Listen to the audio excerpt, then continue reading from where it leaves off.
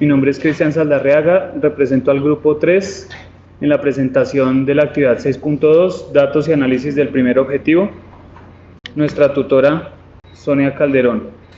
Para contextualizar, nuestro tema es el volumen de prismas triangulares que se implementó en el curso 902 de la Institución Educativa Departamental Campo Alegre.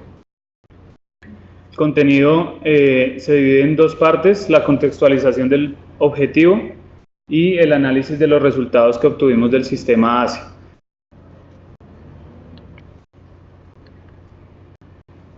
En cuanto a la parte de la contextualización, entonces, con el primer objetivo nosotros esperábamos que el estudiante pudiera llegar a encontrar las relaciones numéricas que hay entre el volumen y las medidas o dimensiones de los prismas triangulares.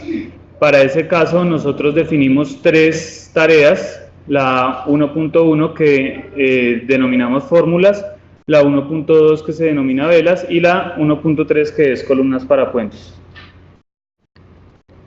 En cuanto a la tarea 1.1, nosotros le dábamos a los estudiantes unos aplicativos para que ellos manipularan y así con la relación del volumen, o mejor con el dato del volumen, ellos pudieran llegar a las fórmulas correspondientes dependiendo de si le daban los lados de la base y la altura, el área de la base y la altura, o la base y la altura de la base y la altura del prisma.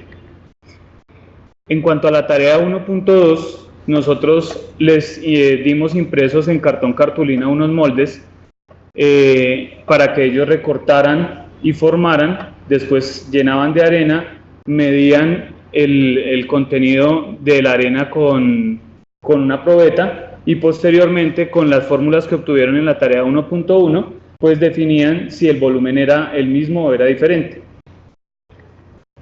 En cuanto a la 1.3, también se les dio impreso unos moldes, pero en este caso en la figura de la izquierda esa figura aparecía impresa en las fotocopias que nosotros les entregamos, y la de la derecha era un molde que ellos tenían. Simplemente tenían que transformar cada uno de los prismas oblicuos después de armados mediante un corte que es perpendicular a una de las aristas, transformarlo en prisma recto. Para la ponderación de los criterios de logro, nosotros dividimos el grafo del objetivo de esta manera, en la que el criterio 1.1 es el criterio en el que los estudiantes leen la información, el criterio 1.2 reconocen si el prisma es recto o oblicuo, el 1.4 reconocen cuáles son las características, y en esta parte en la que aparecen el criterio 1.6, 1.7, 1.8, 1.9 y 1.10 son todas lo que tiene que ver con el área de la base del prisma, por eso todas están alineados en esa parte. El 1.11 tiene que ver con reconocer la altura del prisma, el 1.13 calcular el volumen, y el 1.14 dar respuesta. En cuanto a la tarea 1.1, nosotros le dimos mayor importancia a la parte del área de la base, teniendo en cuenta que pues era muy importante para encontrar las fórmulas correspondientes del volumen. En cuanto a la tarea 1.2, todavía en este caso no se manejan, en esta tarea particular no hubo prismas oblicuos, por lo tanto el 1.2 lo obtuvimos con un porcentaje bajo, pues simplemente tenían que reconocer que eran rectos. Y se mantiene la misma característica, sin embargo, en este caso nosotros le damos también mucha importancia a que puedan calcular el volumen no con un aplicativo, sino con una de las fórmulas que obtuvieron en la tarea anterior. Para el caso de la tarea 1.3, nosotros consideramos importante que el estudiante reconociera los datos que nosotros le dimos en la imagen que yo les mostraba de la izquierda, donde estaban los dos prismas oblicuos, porque ahí era donde ellos tenían que identificar que la arista de esos prismas oblicuos se convertía en la altura del nuevo prisma recto, transformado. Disminuimos un poco, en este caso, el porcentaje del cálculo del área y aumentamos el porcentaje de la respuesta, que es el criterio 1.14. En cuanto a la segunda parte del análisis de los resultados, entonces nosotros dividimos esto en aspectos cognitivos y afectivos.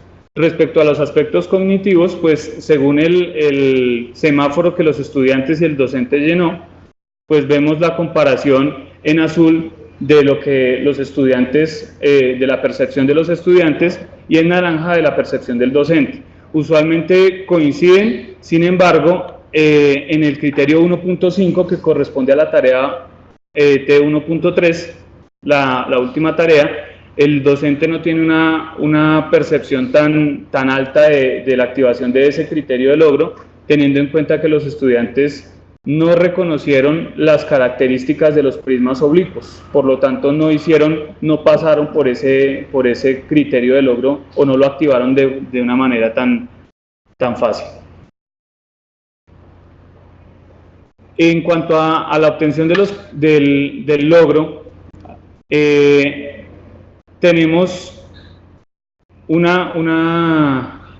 como un obstáculo ahí que describimos en el documento, y es que en la tarea 2 todos los estudiantes tienen una obtención del 100%, que nos pareció exagerada por lo que nosotros corregimos en las tareas. Esto tiene que ver con los moldes que nosotros les entregamos. En un mismo molde no podían hacer dos caminos diferentes, sino que en cada molde se hacía un solo camino. Por lo tanto, aunque erraban en un molde, hacían el otro molde y pues obtenían el objetivo. Pues ahí nosotros vemos que hay que hacer una reformulación de los moldes para que ellos puedan activar una de esos caminos.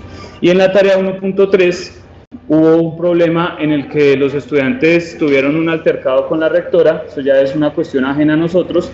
No quisieron trabajar, varios entregaron la hoja en blanco, y pues aunque hicieron los moldes, pues no culminaron con éxito el ejercicio.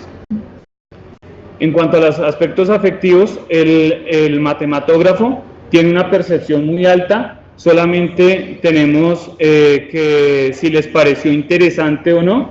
Hubo dos chicas que nos dijeron pues que para ellas era importante que los temas fueran un poquito más divertidos. Pues ellos ven en la diversión, ven, digamos, como esa parte de la motivación. No están acostumbrados a tener una disciplina académica, pues por lo tanto cualquier cosa que sea de exigencia de una vez es un obstáculo para ellos. El profesor, aunque un poquito menor, pues también tiene la misma percepción de todos los aspectos del matematógrafo.